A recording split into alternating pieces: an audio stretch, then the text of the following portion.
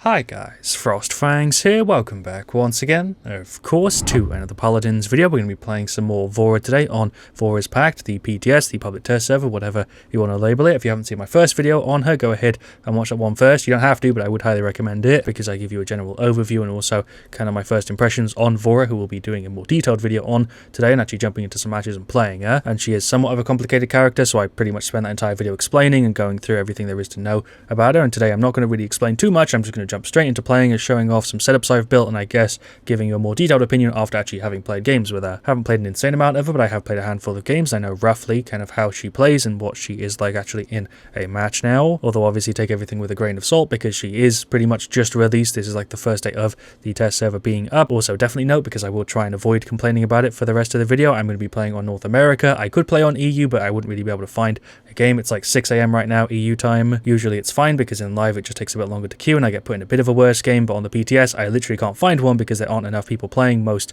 of the time, so I'll be sticking to an A, other than occasionally if I'm recording it I guess a bit more of a normal time and the servers are up at the right time and people are on. But yeah, since I'm not going to be explaining Vora or going in depth, I'll just show you my loadouts that I've put together, and also the talent we'll be going with will probably be Relentless Presence unless we're up against really annoying tanks, in which case I will go for Unyielding Pressure because that just makes sense. But if you're up against a full team of squishies, this talent is a bit of a tough choice when you can have more movement options. All three of the builds are pretty similar, though they do have obviously some differences. The main card that I have leveled in all of them is Sharpened Resolve because it pretty much gives you a 50% buff to the heal you have from your passive and your kit. This one then has these two fulfiller cards, a bunch of extra health, and then also the movement speed buff whenever you hit somebody with your scythe. It's really hard to judge this on the PTS because I have like 200 ping because I'm playing on NA, but I imagine this card is going to be pretty damn good. I have obviously played with it and it felt like a semi-permanent speed buff because you're getting it pretty much as long as you're landing your shots, but on NA with the delay and stuff, it is just really finicky, so I don't know how much I'd actually recommend this in live. Yeah, it'll just depend on, I guess, the situation that you're in. The secondary setup is very, very similar. It just has a bit more of a focus on the movement with reset for the tendril and then also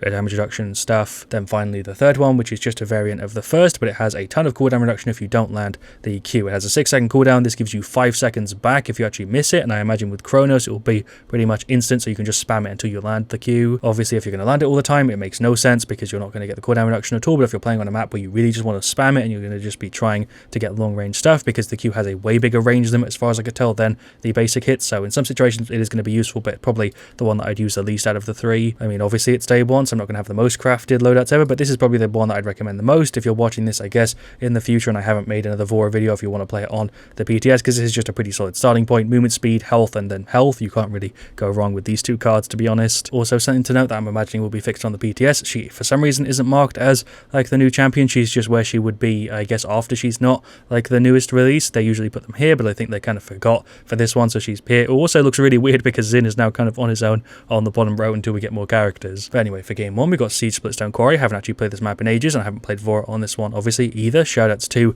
Truno122 Pro, and I guess not IGCA2804, but if he does watch this video, shouts to him too. For the actual teams, we've got a Vivian, we've got a Corvus, a Ram, and a Charlene. The new Ram skin is incredibly cool, so is the Vivian. Honestly, the skins in this patch are top notch. If you haven't seen them, go ahead and check them out. I will have videos on them, obviously, but I guess if you want to spoil them for yourself, for the enemy team, we're up against a Makoa, another Vora, a Genos, a Vivian, and a Maeve. Genos and Vora is a bit of a worrying combo because of the damage amper, but we do have a Corvus, which is probably even better. I guess we'll see. I'm actually not really sure how this is going to go. I will say, though, from the handful of games I played with Vora, she plays very, very differently, and she's actually a ton of fun to play. The way that tick damage works with her is so interesting because you can kill people like seconds after you've stopped hitting them. I mean, obviously that's how tick damage works, but it's just a little bit different than anything else we have in Paladins at the moment, which is why she's so interesting. She is a bit of an amalgamation of a bunch of other characters, but she adds unique elements that make her feel a bit different. I feel like me saying that came off as a scripted sentence, but I literally just thought of that off the top of my head because that was actually a good way to explain what I was trying to get at. But we'll go ahead and grab Relentless Presence. I think that is the better choice here, although it's very tempting for the Makoa, but his shield's probably going to block me a ton, so maybe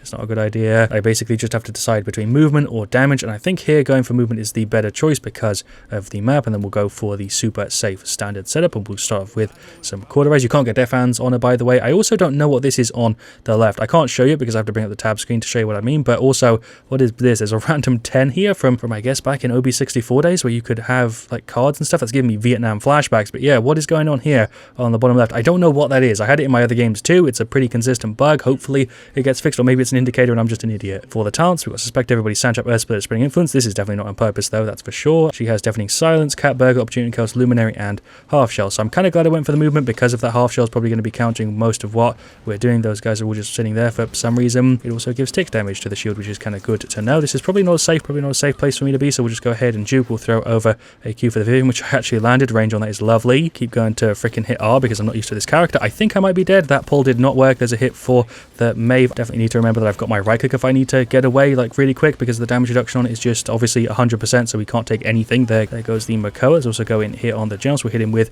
a Q to cripple him. That's kind of why I love the ability. Pop the right click to get out of the grip. We'll pull ourselves up here. Hello, Vivian. Tried to pull myself again, but that didn't really work. The range on it can be a bit limiting, plus the service, it doesn't feel great at the moment. As you can see, even my shots are lagging. What is going on? There's some hits for the Maeve. She's nearly gone. Hello, Makoa. I'm spamming my right click here, but I don't know if I'm going to be able to get it off. But there we go. There's the objective captured. I'm going to pull myself over. I have no idea what just happened. It is a bit janky because it lifts you off, because it lifts you up off the ground for some reason. There goes the Vivian. We'll pop the right click. I thought that would guarantee me the kill, but that definitely didn't happen. Would also be kind of cool if you could tell if there were people around you who are like below the threshold. But hello, enemy, I guess. Vora. It's really weird calling that out for the first time. I was just about to try and use my ultimate or my right click, and then I realized it was a terrible idea and decided to die instead. We'll grab some more cauterize. I've got a ton of credits already. I feel like I've been doing at least semi-decent. Went ahead and brought the ping counter up so you can see what I'm kind of dealing with here. Vora, she's going for the ultimate. Okay, that's what it kind of looks like from the outside. She is gone. We'll go ahead and pop my ultimate, I guess. I feel like I should chase the Maeve down who's on this side. She's using the dash. Went ahead and just cancelled it. Tried to pop the right click. I feel like I started the animation, but service staff, obviously, and Magona. Also, that death stamp's actually pretty cool. One of the first ones I've actually liked. Definitely another thing that I really like about the tick damage is it kind of works as a reveal, which is something not too many people I've seen, I guess, think about. I don't know. I'll pull myself up here.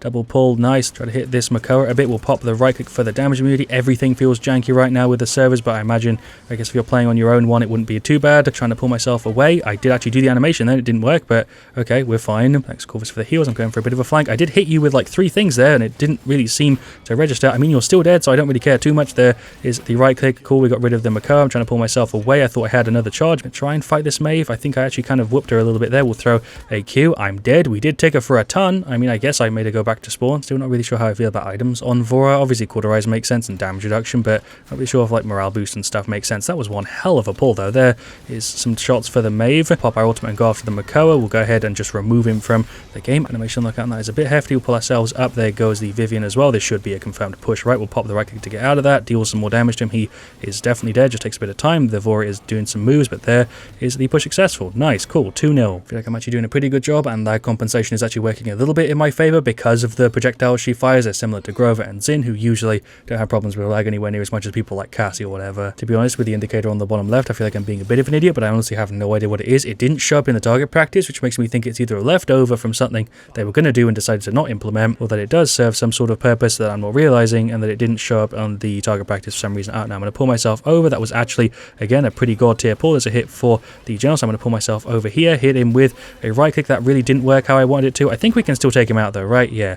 Okay, it's going to be super janky. I'm playing on NA. You know, the servers for the PTS usually aren't the best. Playing on a different server makes it even worse. Even freaking servers in live can be a bit janky sometimes. I'm going to make that play again though, because the pull range on the F actually makes it kind of sick, but it didn't really work how I wanted it to. We're getting some good damage hit on the general, so we'll hit him with a Q and just finish him off. Nice. Hello, Vivian. There is an unnecessary right click. That might have actually nearly got me killed. I'm going to pull myself up there. Yep, sure, jump onto the Makoa. He's going for the ult. I'm actually going to just keep hitting him here so we can go through his health. I think he actually cancelled out of his ultimate there for some reason. He's definitely gone though. There we go. We'll pull ourselves up, go for the ultimate, because why not? Hello, Vora. There is an execute. Where even are you? Oh, did you not even take damage from that? I have no idea what just happened. There is a right click. She's also clearly having a bit of trouble with the ultimate because it feels super janky, like I said in the first video. There's some hits for these guys. Cool, we're actually taking away at them. Got rid of the Vivian. Hello, Vora. She's jumping in. That actually pushed me away because I forgot it had bloody knockback. Put myself over. There we go. She's already gone. Hit for the generals. That's a cripple, so he can't even use his F, and he is a goner. Hello, Makoa. You're also here for some reason. I'm just going to sit kind of behind you just to block you. There we go. Q up there. Hit the Vivian for quite a bit. It doesn't feel like you're dealing too much damage when you first hit somebody, but the tick damage really does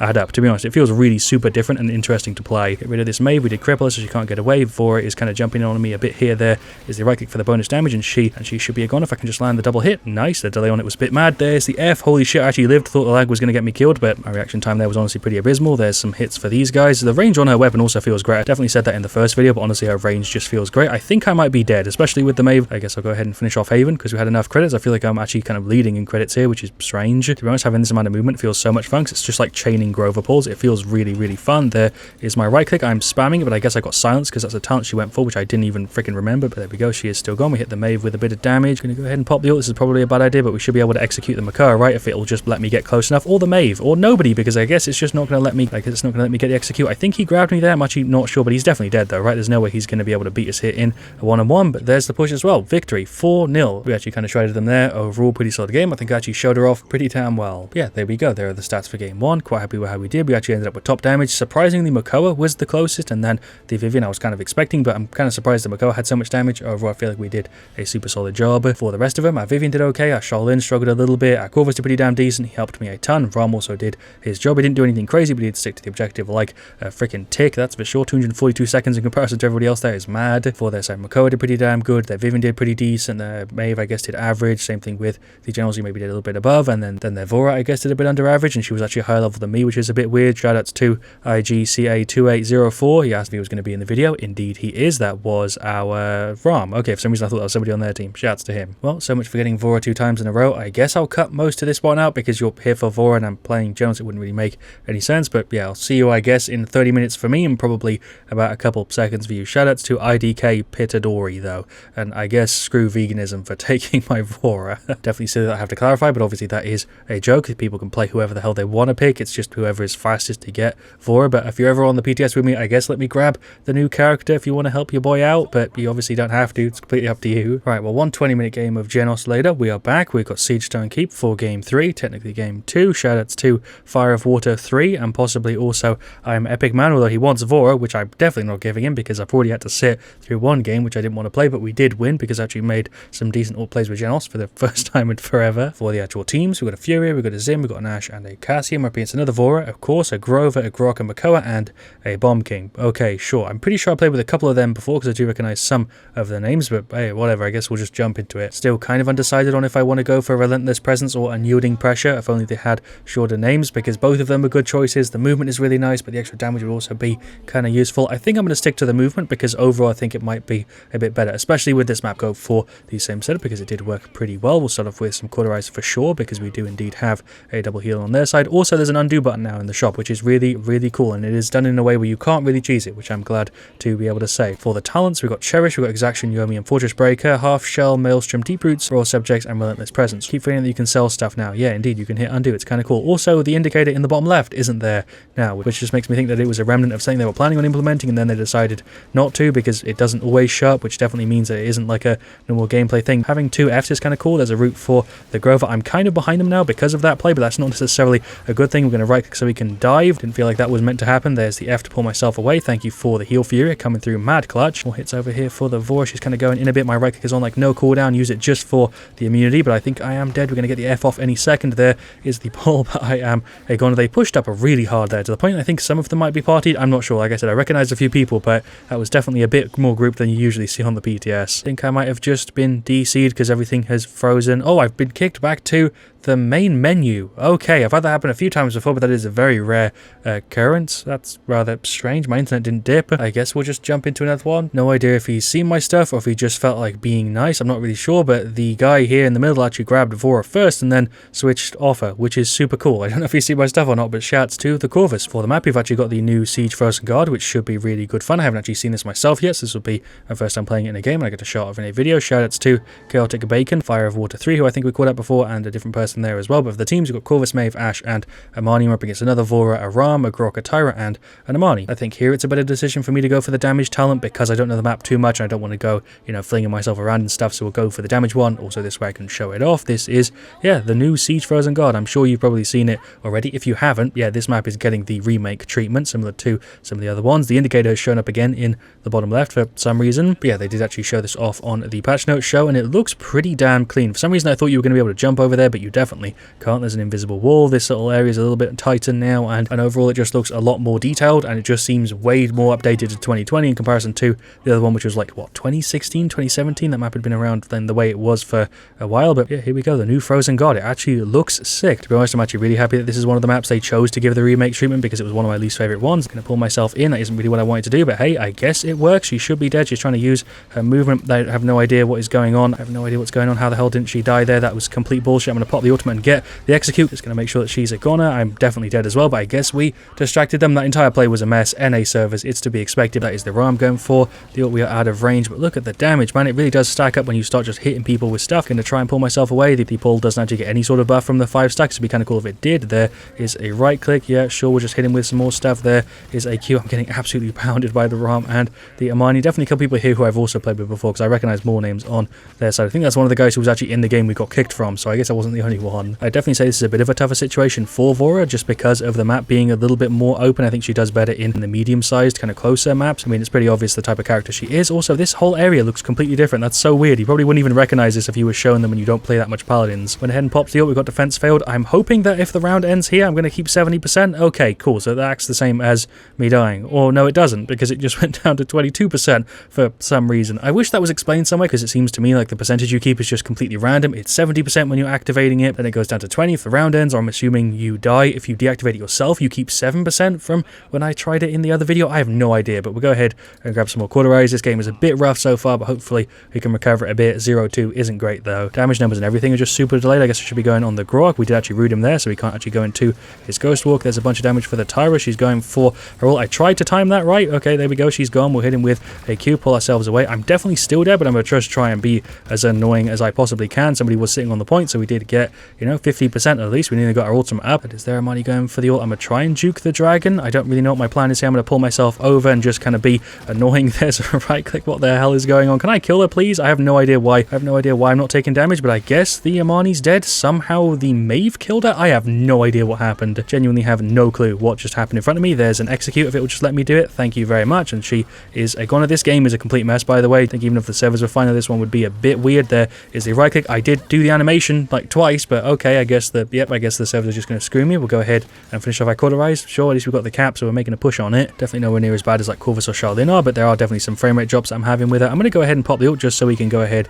and execute this Grok. That should be a freebie, right? He should be dead. Okay, there is a combo for the Amani. I'm trying to pull myself, but my pull is down. I don't remember using it, but I guess my bird brain just didn't remember that I'd popped my F already, because I was just about to try and pull myself into her and use a right click, and it just didn't work. And there we go. There's the push failed. Didn't even have time to get on it. There's the right click for the damage reduction and everything. We did actually kill the Vora in the slow-mo. Bit of cheese, but you'll have to see it. I guess I'll grab life rip. They're going for a ton of life rip as well, which is interesting because we have maxed out caught on everybody other than the Corvus. Anyway, into round 3, possibly the last round. We do have 4 ultimates. I don't have mine, but hopefully the team will come through and make some sort of clutch play. I'm going to go left this time. Decided to stick with the team and go left. They went round for a flank. There's a bit of a combo on their Vora. She don't know exactly where she's going, but she's dead. We kind of helped the Maeve. There is a Q combo kind of for the Grok. I guess we've won this team fight, right? We kind of just cleaned up right there. That's a free triple. Amani did go for the ult. I'm going to try and find her. I think she's just in here. No, I'm dead anyway. Okay, I don't know where the Amani is, but she used the ult pretty damn well there, to be honest. She used it at the end. Our Amani just summoned her dragon as some sort of Pokemon fight, I guess. I don't know. She died to their Vora. I now have my ultimate. We just hit the Amani in the face for